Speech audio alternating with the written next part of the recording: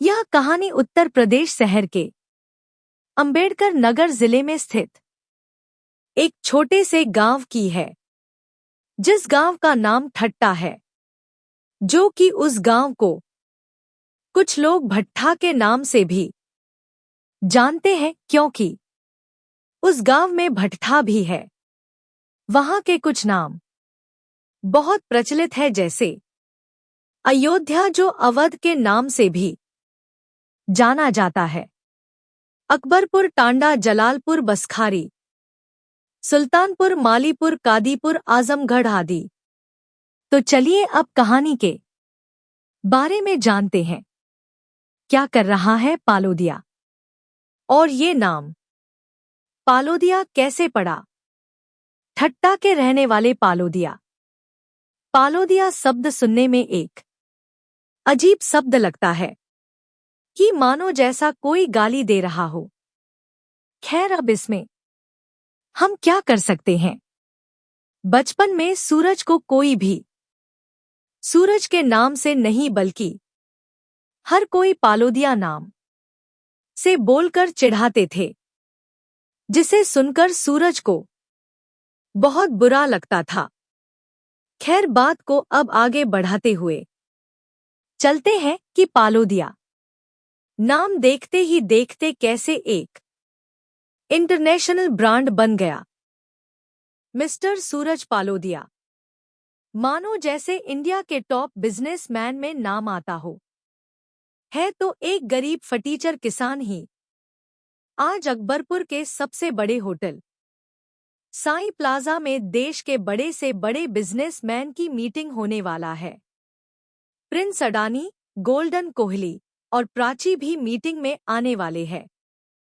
पालोदिया अपने बाइक से होटल में पहुंचता है तो देखा उसके सभी दोस्त बड़े महंगे महंगे सूट बूट में खड़े होकर के अपना रौब दिखा रहे थे।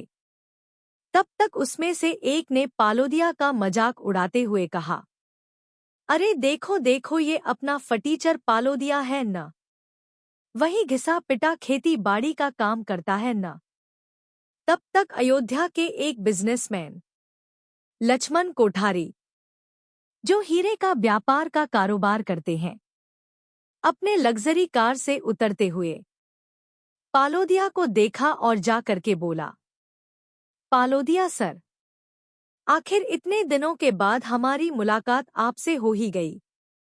यह सब नजारा देखकर प्रिंस गोल्डन और प्राची मानो जैसे कोई सपना देख रही हो। अपने आंखों को मलते हुए प्राची ने कहा, आखिर इतना बड़ा बिजनेसमैन इस फटीचर पालोदिया के सामने अपना सिर झुकाए खड़ा है। पालोदिया ने कहा, दोबारा ऐसी गलती नहीं होना चाहिए। यह कहकर जलालपुर की तरफ चल दिया। पालोदिया ने लक्ष्मण कोठारी को ऐसा क्या बोला? क्यों हीरे का व्यापारी पालोदिया को अपना सर बोल रहा था? कुछ तो दाल में काला है, या पूरी दाल ही काली है। यह सब जानने के लिए देखना न भूले अगला एपिसोड में। क्या होगा जब सपना को पता चलेगा उसके पापा ने अपनी इज्जत बचाने के लिए अपने ही बेटी की शादी एक रोड छाप फटीचर से बंदूक की नोक पर करवा दिया जबरदस्ती। रात को करीब 8 बजे पालोदिया जलालपुर से मालीपुर की तरफ आ रहा था। तभी अचानक तेज रफ्तार से एक गाड़ी सामने आकर खड़ी हुई। उसमें से 4 हट्टे कट्टे बाउंसर बाहर निकले और पालोदिया को पकड़कर गाड़ी में डाल दिया। गाड़ी में इरफान भाई बैठे हुए थे। इरफान भाई उत्तर प्रदेश के बहुत खतरनाक आदमी है। इरफान भाई का नाम पालोदिया केवल सुना था और आज देख भी लिया। इरफान भाई ने पालोदिया से कहा, आखिर कब तक भागोगे?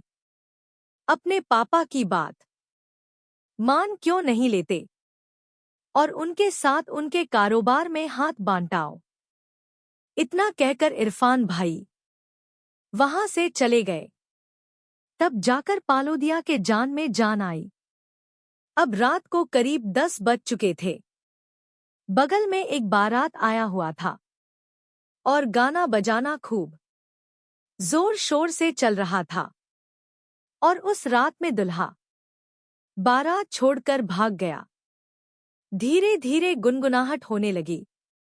जब तक यह बात लोगों तक फैलती उससे पहले लड़की की बाप ने उधर से आते हुए पालोदिया को जबरदस्ती पकड़ लिया और कहा, सुन लड़के, अगर तुमने एक बार भी अपना मुंह खोला तो तुझे इसी बंदूक से गोली मार दूंगा।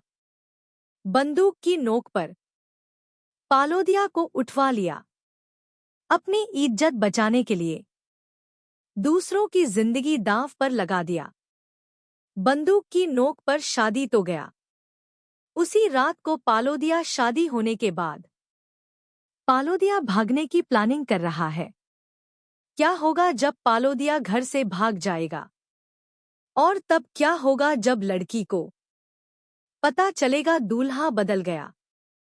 हजारों करोड़ का मालिक उत्तर प्रदेश के सड़कों पर घूम रहा है, रोड छाप फटीचर बनकर।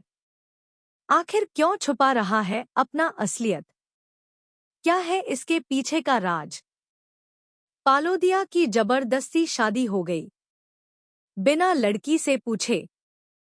पालोदिया सुहागरात की रात को ही ससुराल से चुपके से भाग जाता है।